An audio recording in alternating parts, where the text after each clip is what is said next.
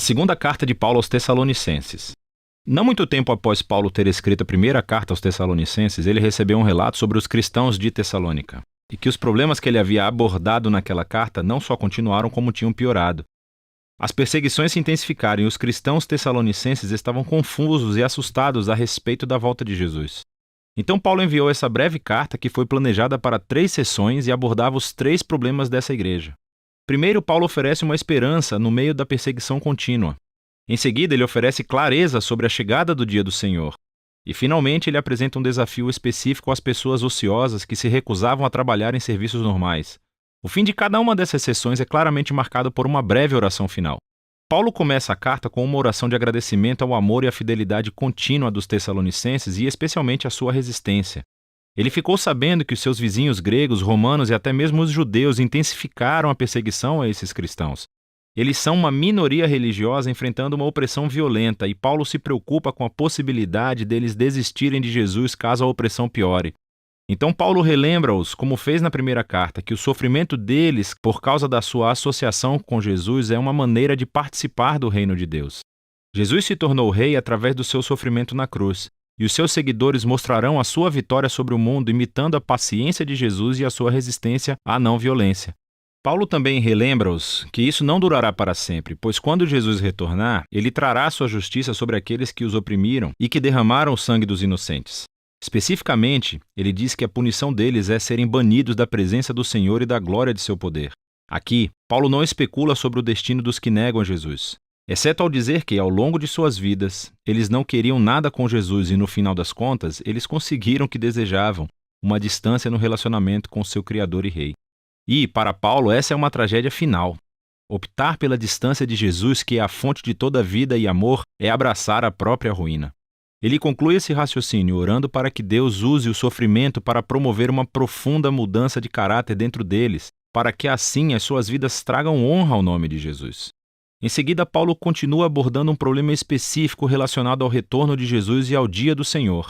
Alguém na igreja de Tessalônica estava espalhando informações erradas em nome de Paulo, dizendo que o ato final de justiça de Deus sobre a maldade humana, o dia do Senhor, já havia chegado sobre eles, e que essas pessoas provavelmente estavam prevendo datas sobre o fim de todas as coisas e assustando os cristãos.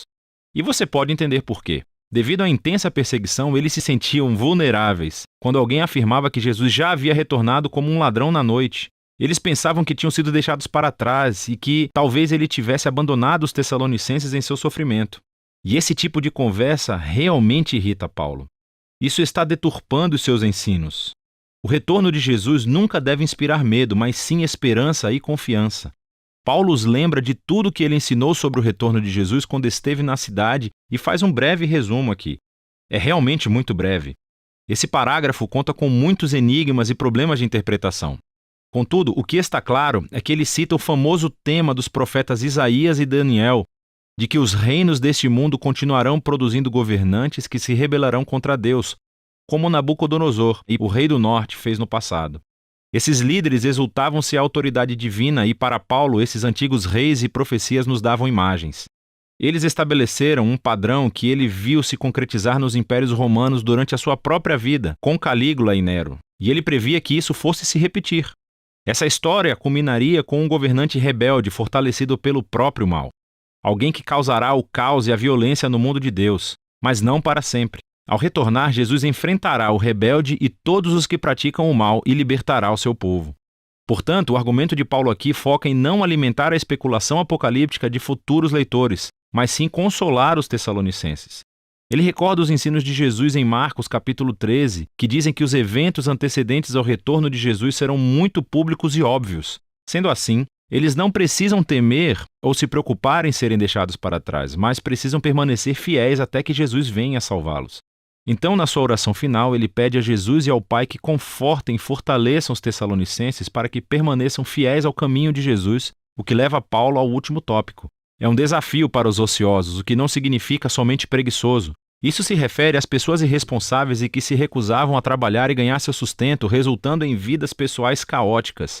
Realmente, Paulo já havia abordado esse problema em sua primeira carta e parece que tinha piorado. Agora, nós não sabemos com certeza o motivo por que algumas dessas pessoas dessa igreja se recusavam a trabalhar. É possível que esse problema esteja ligado ao anterior.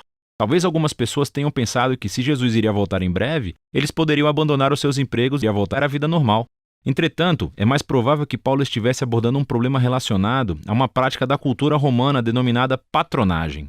Havia pessoas pobres vivendo nas cidades e elas se tornavam clientes como se fossem assistentes pessoais de pessoas ricas. E eles viviam da generosidade ocasional, mas havia muitos interesses envolvidos. Às vezes isso envolvia os clientes no modo de vida moralmente corrupto do seu patrono, para não mencionar que isso gerava uma renda imprevisível. É a isso que Paulo parece se referir quando diz que essas pessoas levam uma vida desordenada. Elas não estão trabalhando, estão se metendo na vida dos outros. Paulo relembra-os de um exemplo que ele deu quando estava com eles. Ele não pediu pelo seu dinheiro. Ele tinha um trabalho manual e pôde ganhar seu próprio sustento, para que pudesse servir aos Tessalonicenses de graça. Ele diz que isso é o ideal. Um seguidor de Jesus deve seguir o exemplo do amor de entrega de Jesus através do trabalho duro. Dessa maneira, eles podem se sustentar e as suas vidas podem ser um benefício para as outras. E ele conclui com uma oração final: que no meio de toda a confusão e sofrimento deles, Deus lhes conceda a paz, através do Senhor Jesus, o Messias. Esta breve carta aos Tessalonicenses nos ajuda a perceber a antiga crença cristã no retorno de Jesus e a esperança na chegada do juízo final. Essas ideias não foram concebidas para criar especulações sobre cronogramas apocalípticos, senão para trazerem esperança.